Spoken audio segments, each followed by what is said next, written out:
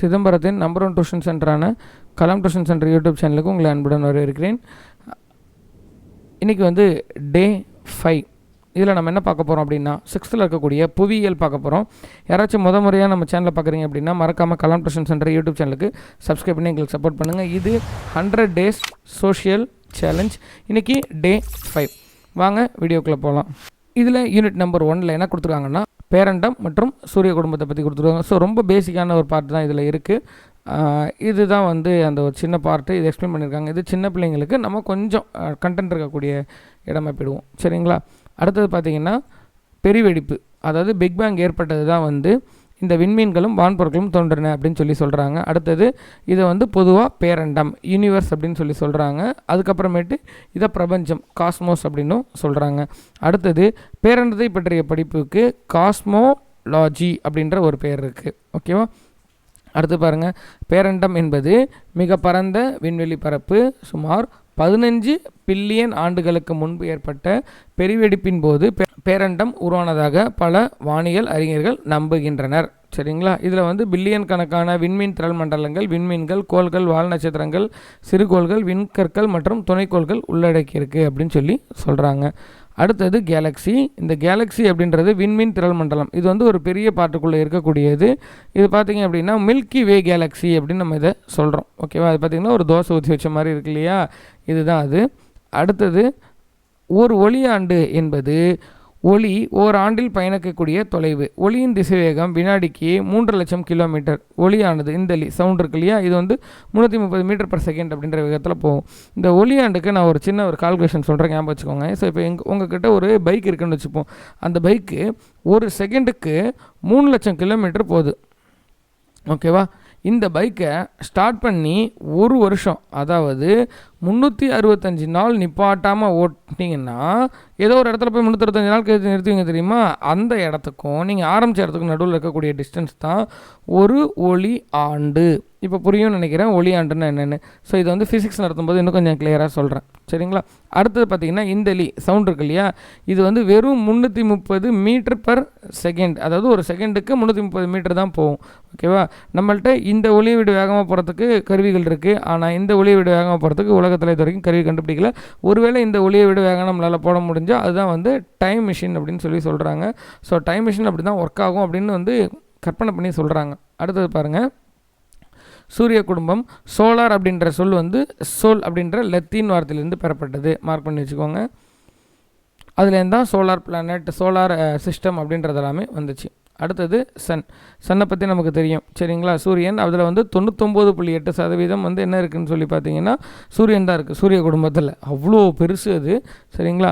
அடுத்தது சூரியனில் ஹைட்ரஜன் மற்றும் ஹீலியம் போன்ற வாயுக்களால் உருவானது. ஒளி உமிழக்கூடிய தன்மையை வந்து சூரியன் தானே பெற்றிருக்கு. இதோட மேற்பரப்பு வெப்பநிலை கிட்டத்தட்ட 6000 டிகிரி செல்சியஸ். 100 டிகிரி செல்சியஸில் தண்ணீர் வந்து ஆவியாக மாறிடும். அப்போ 6000 டிகிரி செல்சியஸை கம்பேர் பண்ணி பாருங்கள். அதே நேரத்தில் சூரியனோட ஒளி பூமிக்கு வந்து அடையிறதுக்கு 8.3 நிமிடங்கள் ஆகுது அப்படின்னு சொல்கிறாங்க. இது ரஃபான கால்குலேஷன் தான். ஏன்னா வந்து ரஃபா வந்து 8.3 நிமிடங்கள் அப்படின்னு நம்ம சொல்கிறோம். யோசிச்சு பாருங்கள், நம்ம சொன்ன அந்த ஒளியாண்டோட ஸ்பீடுலேயே ஒரு செகண்டுக்கு 3 லட்சம் கிலோமீட்டர்னு வந்தாலே 8 நிமிஷம் கழிச்சு வருதுன்னா சூரியன் பூமியிலேருந்து எவ்வளோ தூரம் இருக்கும் அப்படின்னு யோசிச்சு பாருங்கள்.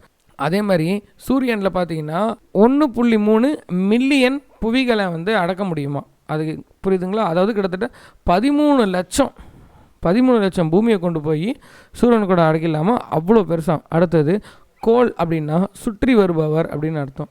மறந்துடாதீங்க, ஞாபகம் வச்சுக்கோங்க இந்த பாயிண்ட்டையும். ஓகேவா? மொத்தம் 8 கோள்கள் ஒன்று. யாராச்சும் 9 கோள் அப்படின்னு சொன்னீங்கன்னா நீங்கள் மாற்றிக்கோங்க. 2006 வந்து ப்ளூட்டோவை கோள்கள் பட்டியலேருந்து நீக்கிட்டாங்க. சரிங்களா? அது என்ன காரணம் அப்படின்றத நம்ம பின்னாடி பார்க்கலாம். சரி, இந்த வீடியோவோட கடைசியில் சொல்கிறேன். அடுத்தது என்ன ஆர்டரில் இருக்குது அப்படின்னு பார்த்தீங்கன்னா புதன், வெள்ளி, புவி, செவ்வாய், வியாழன், சனி, யுரேனஸ் மற்றும் நெப்டியூன் அப்படின்றது தான். சரிங்களா?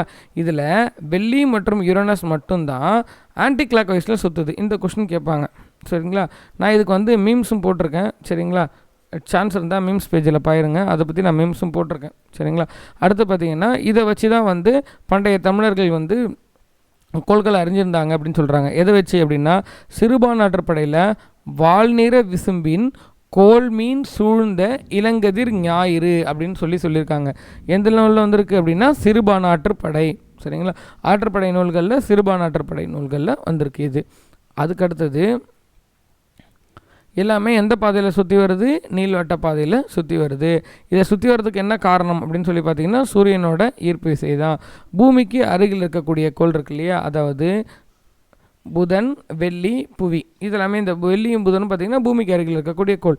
அப்புறமேட்டு செவ்வாய். இந்த 4 கோளையும் உட்புற கோள்கள் அப்படின்னு சொல்கிறோம், அப்படி இல்லைன்னா புவி நிகர் கோள்கள் அப்படின்னு சொல்கிறோம். இன்னொரு பாயிண்ட்டு ஞாபகம் வச்சுக்கோங்க, புக்கில் இல்லாத பாயிண்ட் சொல்கிறேன். இந்த புதன், வெள்ளி, புவி, செவ்வாய் இதில் தான் வந்து கல் இருக்குது, அதாவது பாறைகளால் சூழப்பட்டது. மற்றதுலலாம் பார்த்திங்கன்னா காற்று தான் அதிகமாக இருக்குது. ஓகேவா. அதுக்கடுத்தது பார்த்திங்கன்னா சூரிய குடும்பத்தில் கடைசி 4 கோள்களான வியாழன், சனி, யுரனஸ் மற்றும் நெப்டியூன் இதெல்லாமே வெளிப்புற கோள்கள் அப்படின்னு சொல்கிறோம். அப்படி இல்லைன்னா வியாழன் நிகர் கோள்கள், இதுக்கு பேர் தான் வந்து ஜோவியன் அப்படின்னு சொல்கிறாங்க. ஏன் அப்படின்னா இதெல்லாமே வளிம கோள்கள். இங்கே சொன்ன இல்லையா, இதெல்லாம் வந்து கற்களால், அதாவது பாறைகளானது. இதெல்லாம் வந்து கேஸஸ் பிளானட் அப்படின்னு சொல்கிறாங்க. அதுக்கப்புறமேட்டு செவ்வாய் மற்றும் வியாழனுக்கு நடுவிலே குறுங்கோள் மண்டலம், அதாவது ஒரு பெல்ட் இருக்குது. அந்த பெல்ட்டில் நிறைய குட்டி குட்டி குட்டி குட்டி குட்டி கல்லெல்லாம் சுற்றி வருது. சரிங்களா. ஸோ இமேஜின் பண்ணி பாருங்கள், இது ஒரு பெரிய சூரியன். 1 2 3 சரிங்களா 4. இந்த 4க்கு அப்புறமேட்டு ஒரு பெரிய பெல்ட் ஒன்று சுற்றி வருது. அதுக்கப்புறம் தான் வியாழன் இருக்குது. புரியுதுங்களா இந்த பாயிண்ட் உங்களுக்கு?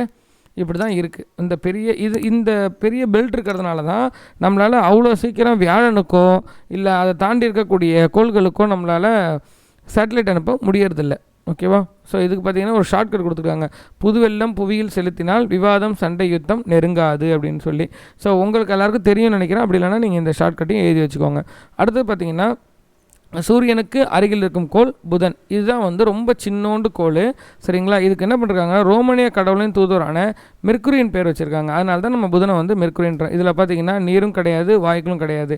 என்ன காரணம்னு சொல்லி பார்த்தீங்கன்னா இது சூரியனுக்கு மிக அருகில் இருக்கக்கூடிய கோள். இதில் பார்த்தீங்கன்னா வளிமண்டலம் இல்லாதனால பகல் பொழுதில் அதிக வெப்பநிலையும் இரவு நேரத்தில் கடும் குளிரும் ஏற்படும். அதாவது ஒரு பக்கம் பயங்கர வெப்பமாக இருக்கும், இன்னொரு பக்கம் பயங்கர குளிராக இருக்கும் அப்படின்னு சொல்லி அர்த்தம். அது மட்டும் இல்லாமல் புதனுக்கு துணைக்கோள்கள் ஏதும் இல்லை. இந்த உட்புற கோள்கள் இருக்கு இல்லையா, அதுக்கு துணைக்கோள்கள் கம்மி, வெளிப்புற கோள்களுக்கு துணைக்கோள்கள் அதிகம். ஓகேவா. ஜூபிட்டரில் 3 மட்டும் 63 அப்படின்னு விஜய் ஒரு படத்தில் பாடியிருப்பார் இல்லையா, அதுவே ஒரு தடவை டிஎன்பிஎஸ்சி எக்ஸாமில் கேட்டிருந்தாங்க. அது வருஷம் மாறிக்கிட்டே இருக்கும். ஓகேவா. 63 மாறும், அப்புறம் 65 மாறும். ஏன்னா குட்டி குட்டி கோள்லாம் ஒன்றோட ஒன்று இடிச்சு அடிஷ்னலான 2-3 பார்ட்டாக பிரிஞ்சிடும். அதுக்கப்புறம் பாருங்கள், அதிகாலை பொழுதிலும் அந்தி பொழுதிலும் புதன்கோளை நாம் வெறுங்கண்ணால் பார்க்க முடியும் அப்படின்றாங்க. அடுத்து பார்த்திங்கன்னா வீனஸ் அப்படின்றது வெப்பமான ஒரு கோள். கட்டுங்களா. ஸோ இந்த புதனும் வீனஸும் பார்த்திங்கன்னா சூரியனுக்கு மிக அருகாமையில் இருக்கக்கூடிய ஒரு கோள். அது மட்டும் இல்லாமல் வெள்ளியும் புவியும் இரட்டை கோள்கள் அப்படின்னு சொல்கிறோம். இந்த பாயிண்ட்டை நோட் பண்ணி வச்சுக்கோங்க. இரட்டை கோள்கள் என அழைக்கப்படுவது எது அப்படின்னு சொல்லி கேட்கலாம். சரிங்களா. என்ன காரணம்னு சொல்லி பார்த்தீங்கன்னா கிட்டத்தட்ட வெள்ளி தன்னைத்தானே சுற்றிக்கொள்ள 243 நாட்கள் எடுத்துக்கொள்கிறது. யுரேனஸை போல இதுவும் கிழக்கிலிருந்து மேற்காக சுற்றுகிறது. சரிங்களா. கிழக்கிலிருந்து மேற்காக அப்படின்னா சூரியன் அவங்களுக்கு மேற்கில் தோன்ற கிழக்கில் மறையும். யாருக்கு அப்படின்னு சொல்லி பார்த்தீங்கன்னா வெள்ளிக்கும் யுரேனஸுக்கும். புரியுதுங்களா. அடுத்தது பார்த்திங்கன்னா மற்ற கோள்களை காட்டிலும் மெதுவாக சுற்றுகிறது. புதன் கோளை போன்றே வெள்ளிக்கும் துணைக்கோள்கள் இல்லை. இது வந்து அன்பு மற்றும் அழகை குறிக்கும் ரோமானிய பெண் கடவுளான வீனஸ் அப்படின்றவங்களோட பேரை வந்து இதுக்கு வச்சுருக்காங்க. காலையும் மாலையிலும் விண்ணில் காணப்படுவதால் இதனை விடிவெள்ளி அப்படின்னு கூட சொல்கிறாங்க. அடுத்தது பார்த்திங்கன்னா நிலவுக்கு அடுத்தபடியாக இரவில் பிரகாசமாக தெரியும் விண்பொருள் வெள்ளியாகும். இந்த பாயிண்ட்டையும் நோட் பண்ணி வச்சுக்கோங்க. அடுத்தது பூமி. நம்ம இருக்கக்கூடிய இந்த பூமி இருக்கு இல்லையா, இதை பற்றி கொடுத்துருக்காங்க. சூரியனிடமிருந்து 3ஆவதாக அமைந்துள்ளது 5வது பெரிய கோள் அப்படின்னு சொல்லி இதை சொல்கிறாங்க. அடுத்தது இது நீல கலரில் தெரியும் தூரத்தில் பார்க்குறது, ஏன்னா நீர் இருக்கிறதுனால, அதனால் இதை நீலக்கோள் அப்படின்னு சொல்கிறாங்க, நீர்க்கோள் அப்படின்னும் சொல்கிறாங்க. அடுத்தது ரோமானிய கிரேக்க கடவுள் பெயரால் அழைக்கப்படாத ஒரே ஒரு கோள் வந்து புவி தான். மற்ற எல்லாத்துக்கும் பார்த்திங்கன்னா ரோமானிய கடவுளோட பேர், அப்புறம் கிரேக்க கடவுளோட பேர் வச்சுருக்காங்க. இதுக்கு மட்டும்தான் அந்த மாதிரி எதுவுமே வைக்கலை. பூமியின் துருவ விட்டம் 12,714 கிலோமீட்டர், நிலநடுக்கோட்டு விட்டம் 12,756. சரிங்களா. கிட்டத்தட்ட 42 கிலோமீட்டர் அதிகமாக இருக்குது. பூமி சூரியனை வினாடிக்கு 30 கிலோமீட்டர் வேகத்தில் சுற்றி வருகிறது. இந்த கோளில் நிலம், நீர் மற்றும் காற்று காணப்படுவதால் உயிரினங்கள் வாழ தகுதியான சூழல் நிலவுகிறது. பூமியின் ஒரே துணைக்கோள் நிலவாகும். ஸோ சின்ன கிளாஸ்ன்றனால ரொம்ப பேசிக்கான பாயிண்ட்ஸ்லாம் கொடுத்துருக்காங்க. அடுத்தது பார்த்திங்கன்னா செவ்வாய். இது வந்து மாஸ் அப்படின்னு சொல்லி இங்கிலீஷில் சொல்கிறோம். இது வந்து செந்நிற கோள் அப்படின்னு சொல்லுவாங்க, ரெட் கலரில் இருக்கும் இல்லையா. அடுத்தது இது புதனுக்கு அடுத்தபடி 2ஆவதாக இருக்கக்கூடிய சிறிய கோள். ஓகேவா. இது பார்த்திங்கன்னா ரோமானிய போர்க்கடவுளான மார்ஸோட பேரால் அழைக்கப்படுது. அடுத்தது, இதன் மேற்பரப்பில் இரும்பு ஆக்சைடு உள்ளதால், இந்த பாயிண்ட்டை நோட் பண்ணி வச்சுக்கோங்க. இரும்பு ஆக்சைடு இருக்கிறனால தான் இது எப்படி இருக்குது, சிகப்பாக தெரியுது அப்படின்னு சொல்லி சொல்கிறாங்க. இதோட வளிமண்டலம் ரொம்ப மெல்லிஸாக இருக்கும் அப்படின்றாங்க. அதுக்கப்புறமேட்டு இதில் வந்து நிறையா ஐஸ் கேப்ஸ் இருக்குது அப்படின்னு சொல்லி சொல்கிறாங்க. போப்ஸ், அப்புறமேட்டு டைமோஸ், இது வந்து டீமஸ்ன்னு தமிழில் கொடுத்துறாங்க, இது வந்து டைமோஸ்ன்னு சொல்லுவாங்க.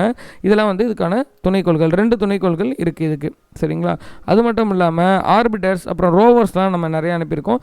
ஸோ இந்தியாவோட முதல் செவ்வாய் மிஷனோட பேர் என்ன அப்படின்றத கீழே கமெண்டில் சொல்லுங்கள். அது வந்து அப்படின்றதில் ஆரம்பிக்கும். எத்தனை பேர் கரெக்டாக சொல்கிறீங்கன்னு சொல்லி பார்ப்போம். யார் ஃபஸ்ட்டு சொல்கிறீங்களோ அந்த கமெண்ட்டை நான் பின் பண்ணி வைக்கிறேன்.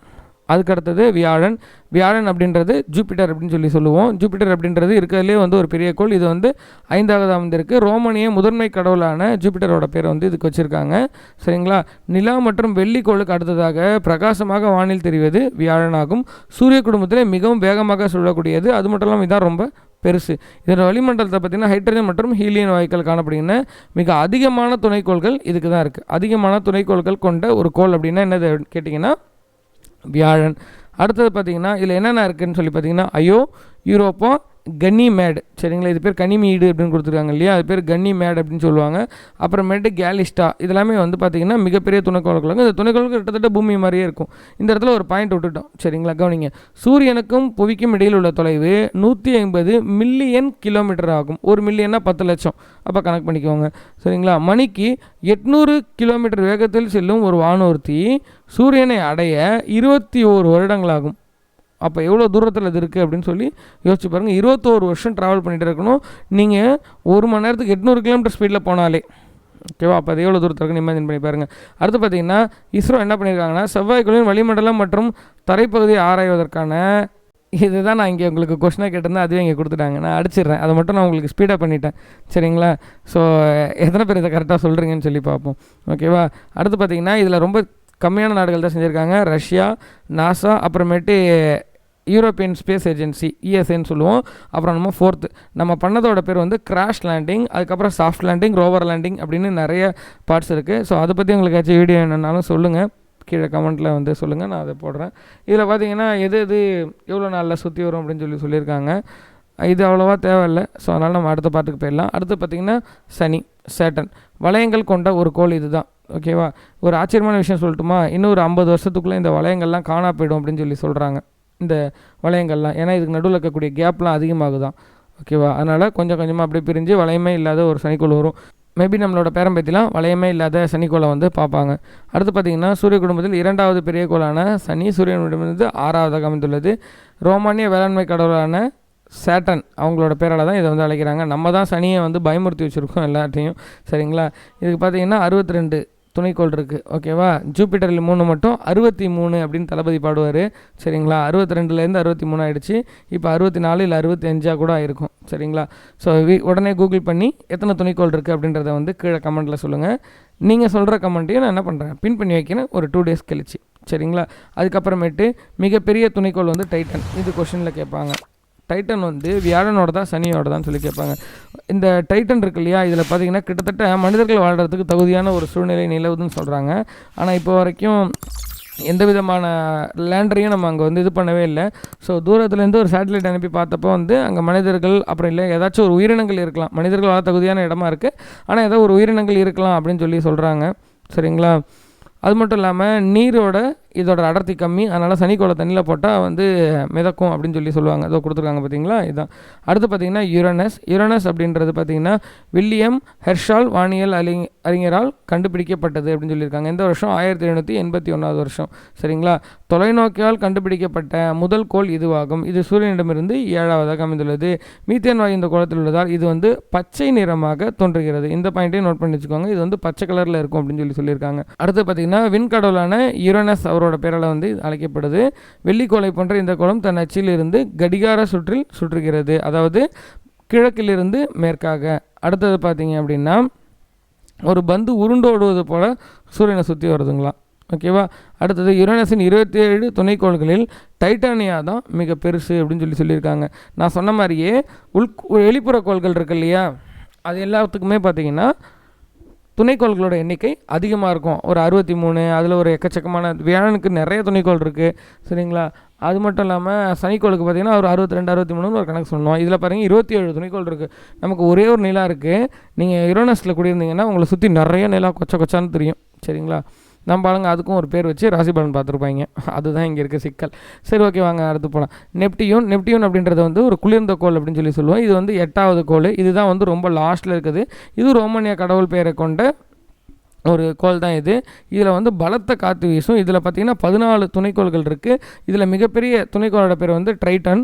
சரிங்களா? இது ரொம்ப தூரத்தில் இருக்கனால எப்போவுமே ஜில்லுன்னு இருக்குது, அதாவது ரொம்ப குளிர்ச்சியாக இருக்குது.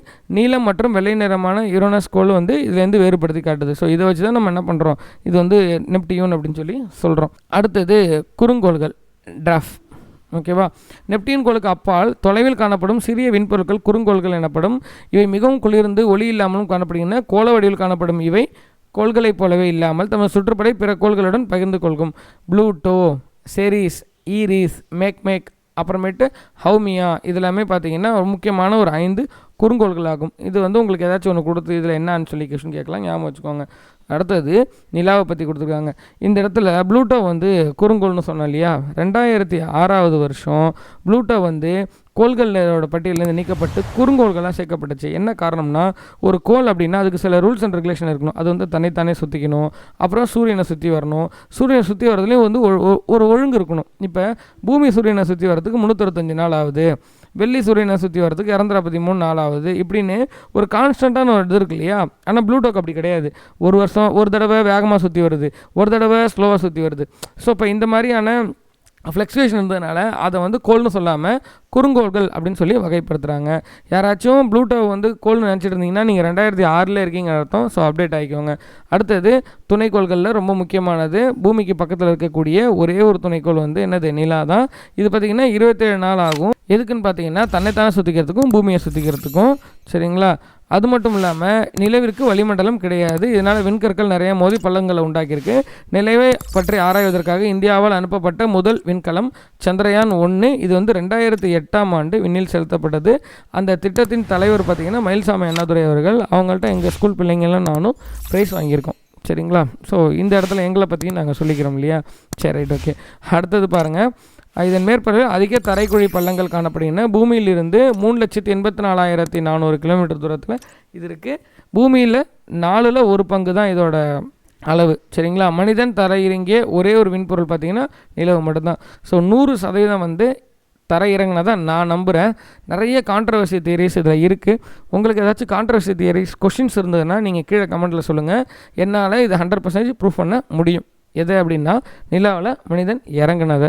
அடுத்து பார்த்திங்கன்னா சிறுகோள்கள், ஆஸ்ட்ராய்ட்ஸ் அப்படின்னு சொல்லுவோம்.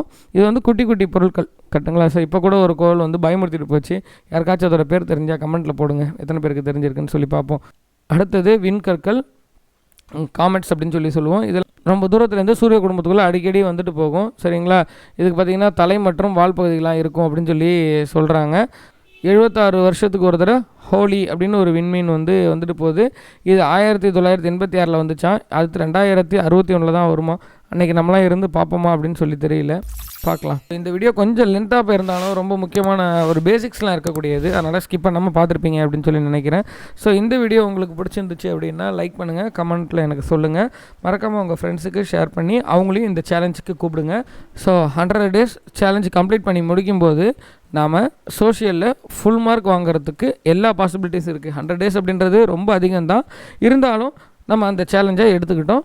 உங்கள் ஃப்ரெண்டையும் இந்த சேலஞ்சுக்கு கூப்பிடுங்க. மறக்காமல் கலாம் டியூஷன் சென்டர் யூடியூப் சேனலை சப்ஸ்கிரைப் பண்ணி எங்களுக்கு சப்போர்ட் பண்ணுங்கள். 2026 நம்ம கண்டிப்பாக சர்வீஸ் வாங்குகிறோம். நன்றி.